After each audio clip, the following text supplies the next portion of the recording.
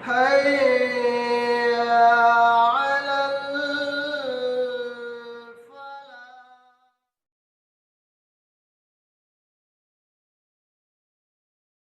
بسم الله والصلاة والسلام على رسول الله وبعد.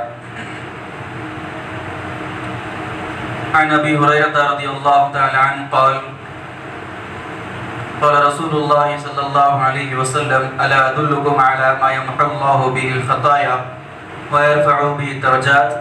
قالوا بلى يا رسول الله قال إسباغ الوضوء على المكاره وكثرة الخطاء إلى المساجد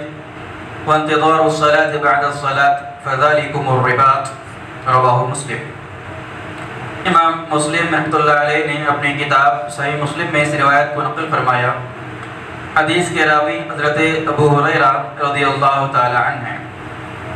فرماتے ہیں کہ اللہ کے نبی صلی اللہ علیہ وسلم نے ارشاد فرمایا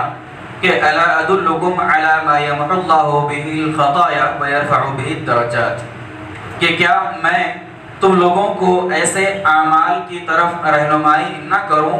کہ جس کے ذریعے اللہ رب العالمین بندے کے گناہوں کو مٹاتا ہے، ختم کرتا ہے اور بندے کے درجات کو بلند کرتا ہے. یعنی اللہ کے نبی صلی اللہ علیہ وسلم نے اپنے صحابہ کرام کو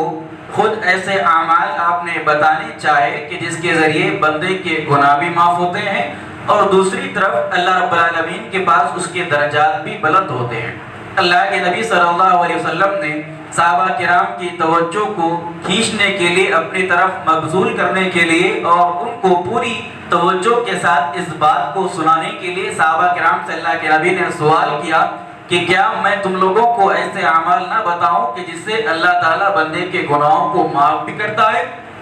اور جس سے بندے کے درجات بھی اللہ کے پاس بلند ہوتے ہیں. صحابہ کرام رضوان اللہ علیہ مجمعین بھی خیر کی طرف بہت زیادہ آگے بڑھنے والے تھے. صحابہ نے اللہ کے نبی صلی اللہ علیہ وسلم سے عرض کیا کہ یا رسول اللہ ضرور آپ ہمیں ایسے اعمال بتائیے. اللہ کے نبی نے کہا کہ اسباغ الوضوء علی المکارہ، کہ وضو مکمل طور پر کرنا، پوری طریقے سے اچھی طریقے سے وضو کرنا، علی المکارہ ناپسندیدگی کے باوجود بھی، ناپسندیدگی کے باوجود مکمل طریقے سے وضو کرنا. اور دوسرا عمل آپ نے بیان فرمایا کہ وَكَثْرَةُ الْخُطَىٰ إِلَى الْمَسَاجِدِ، مسجدوں کی طرف زیادہ سے زیادہ چل کر جانا. اور فرمایا کہ وَانْتِظَارُ الصَّلَاةِ بَعْدَ الصَّلَاةِ، ایک نماز کے بعد دوسری نماز کا انتظار کرنا. یہ تین اعمال اللہ کے نبی صلی اللہ علیہ وسلم نے بیان فرمائے کہ کہا کہ ناپسندیدگی کے باوجود مکمل طور پر اچھی طریقے سے وضو کرنا اور پھر کثرت سے مسجدوں کی طرف چل کر جانا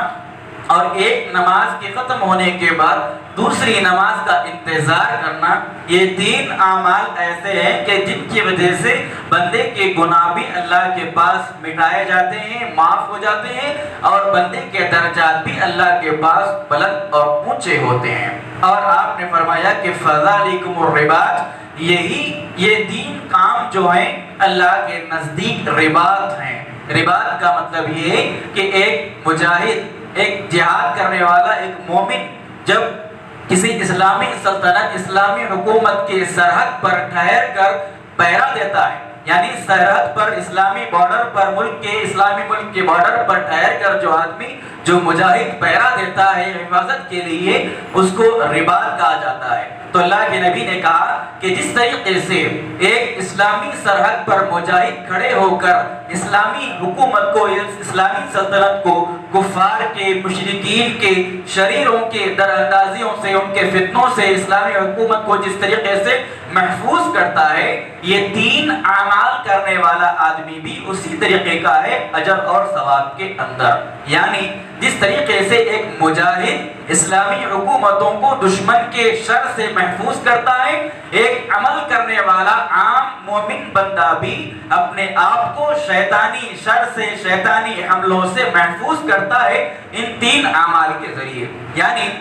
یہ تین اعمال جو آدمی کثرت سے کرے گا، جس کی پابندی اگر ڈال لے گا، یعنی ناپسندیدگی کے باوجود وضو کرے گا۔ ناپسندیدگی کے باوجود وضو کا مطلب کیا ہے کہ بہت زیادہ سردی ہے، بہت زیادہ ٹھنڈ ہے، اس کے باوجود وضو کی ضرورت ہے، تو آدمی ناپسندیدگی کے باوجود وضو کرے۔ فجر کا وقت ہے، بارش کے دن شروع ہو رہے ہیں، ٹھنڈی کے دن، سردی کے دن شروع ہو رہے ہیں، خاص طور پر فجر کے وقت پر، عشاء کے وقت پر ہم کو یہ تکلیف محسوس ہوتی ہے ٹھنڈے پانی سے وضو کرنے کے لیے، لیکن اس کے باوجود، تکلیف کو محسوس کرنے کے باوجود آدمی وضو کرے۔ اور پھر دوسرا عمل آپ نے بیان فرمایا کہ کثرت سے مسجد کی طرف جائے، یعنی مسجد کی طرف جانا، مسجدوں سے اپنا لگاؤ رکھنا، مسجدوں سے اپنے تعلق کو مضبوط کرنا، یہ بھی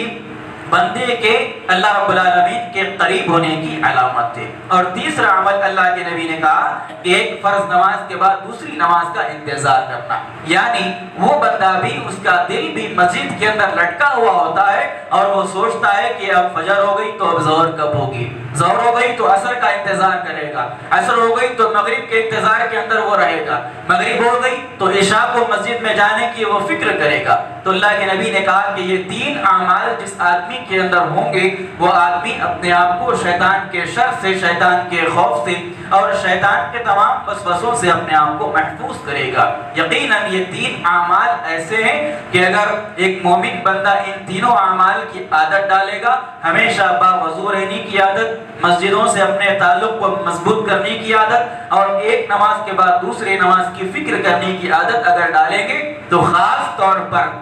آج کے ہمارے معاشرے کے اندر جس میں گناہوں کی کثرت ہے، قدم قدم پر ہمارے لیے گناہ اور گناہ کی چیزیں ہم کو دعوت دے رہی ہیں، ایسے ماحول کے اندر خاص کر یہ تین اعمال ایسے ہیں کہ ایک نوجوان، خاص طور پر ایک نوجوان ان تین اعمال کے ذریعے شیطانی وسوسوں سے، شیطانی فتنوں سے اور شیطان کے شر سے اپنے آپ کو محفوظ کر سکتا ہے۔ آج گناہوں کی کثرت ہے اور گناہ نوجوانوں کے لیے خاص طور پر بہت آسان ہے۔ یہ فون کے ذریعے، موبائل کے ذریعے ایسے فتنوں کے اندر آج ہم اور آپ مبتلا ہو چکے ہیں کہ نہ چاہتے ہوئے بھی ان فتنوں کے اندر ہم گرتے چلے جا رہے ہیں۔ لہٰذا یہ تین اعمال ایسے اللہ کے نبی نے بتائے، یہ فارمولا ہے ان لوگوں کے لیے جو اپنے آپ کو گناہوں سے محفوظ رکھنا چاہتے ہیں، جو اپنے آپ کو